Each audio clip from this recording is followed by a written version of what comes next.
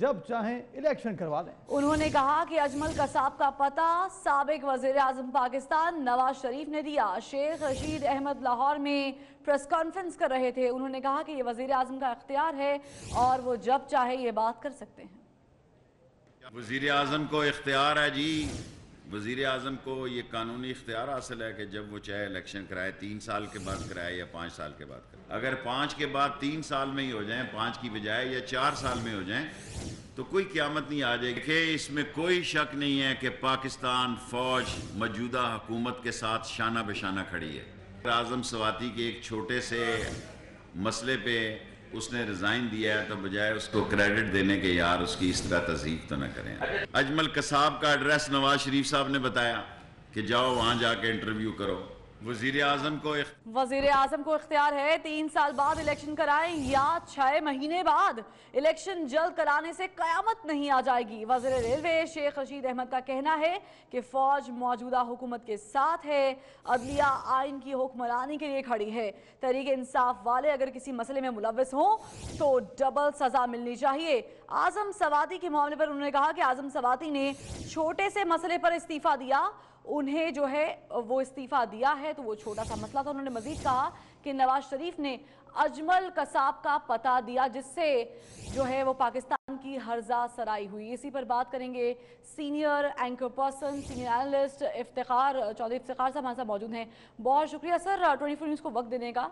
Sir, आज जो remarks दिए हैं शेख रशीद अहमद साहब ने न्यूज़ कॉन्फ्रेंस करते हुए, उन्होंने कहा कि वजीर आजम का इख्तियार है कि 3 साल में इलेक्शन कराएं या 6 महीने पर।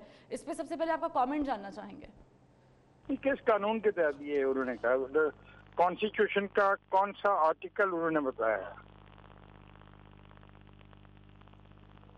हेलो जी जी सर, सुन पा रहे हैं इफ्तिखार अहमद साहब, तो बताइएगा। मैं से ये पूछ रहा हूँ कि इस सिलसिले में उन्होंने आइन के कौन से आर्टिकल का हवाला दिया है? सर, आइन के किसी आर्टिकल का हवाला उन्होंने नहीं दिया। अलबत्ता ये बात उन्होंने जरूर कही है कि वजीर आजम के पास ये इख्तियार मौजूद है कि वो जब चाहे इलेक्शन कराएं और इलेक्शन कराने से कोई कयामत नहीं आ जाएगी। नहीं बीबी, वो तो दूसरा सवाल है ना कि इलेक्शन कराने से क़यामत आती है या नहीं आती। पहला सवाल तो ये है कि जो अब असेंबली को डिसॉल्व करने के लिए कि उनके पास पावर है जी, तो आइन के किस आर्टिकल का वो हवाला दे रहे हैं? सर, गालिबन उन्होंने उसी हवाला उसी का दिया होगा कि वो एडवाइस कर सकते हैं प्रेसिडेंट को, और उसके बाद जो है अगर वो डिसॉल्व करना चाहें तो कर सकते हैं। प्रेसिडेंट का भी इख्तियार है। लेकिन इस तमाम सूरत हाल पर ये जो इलेक्शन पहले कराने की बात चल रही है, आखिर ऐसा हो क्यों रहा है? देखिए, बात ये है कि अगर एक पावर उनके पास है और वो खुश हैं कि असेंबली तोड़ा के वो अक्सरियत ले सकते हैं जी, तो उनको इस खुशफहमी से तो दूर नहीं रख सकते। अगर वो आइन के आर्टिकल 48 के तहत है कि सदर मशवरे वगैरह पर अमल करेगा, अगर वो सदर को ये मशवरा देते हैं, वैसे मुझे तो इस पर शक है क्योंकि 58B(2) और फिर 18वीं तरमीम के बाद इस मामले में मेरा ख्याल है कोई मेरे नज़दीक तो इतनी क्लैरिटी नहीं। इस पर आपको लाजमी तौर पर जो अच्छे वकला हैं उनसे पूछना चाहिए कि आइन के किस आर्टिकल में ये लिखा हुआ है तो वो कहेगा जी मैं असेंबली तोड़ रहा हूँ। इसमें तो यही है कि अगर असेंबली में अक्सरियत नहीं है और प्राइम मिनिस्टर रिजाइन कर देता है, अपनी कैबिनेट तोड़ देता है, तो उस मौके पर प्रेसिडेंट दूसरी पार्टी किसी को कहेगा कि भी तुम आओ और तुम अपनी अक्सरियत साबित करो जी। लेकिन ये कहना कि वो मशवरा जो है वज़ीर आज़म देगा, ये मुझे ये समझ नहीं आती कि असेंबली की आम इंतखाबात मुनक़्क़िद करने के लिए कुछ तारीख मुकर्रर करेगा जो तहलील किए जाने की तारीख से 90 दिन से ज्यादा नहीं होगी।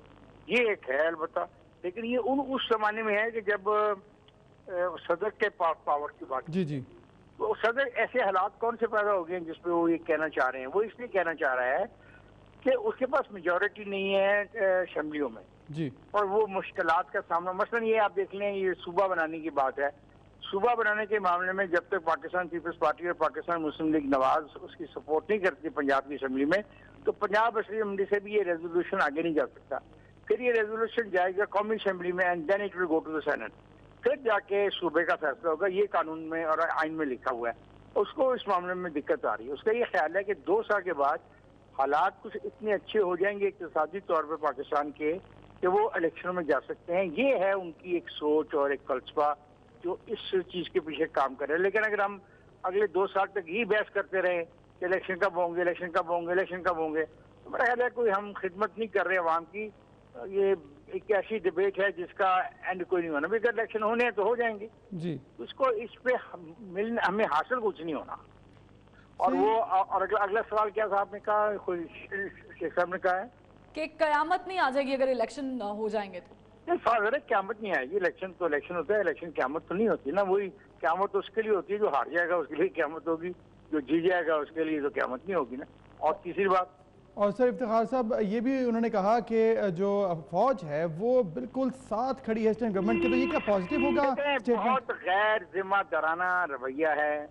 जब इमरान ने ये बात की थी, मैंने उस वक्त भी ट्वीट की थी कि ये गैर जिम्मेदाराना रवैया है कि वो हमारे मंशूर के साथ है।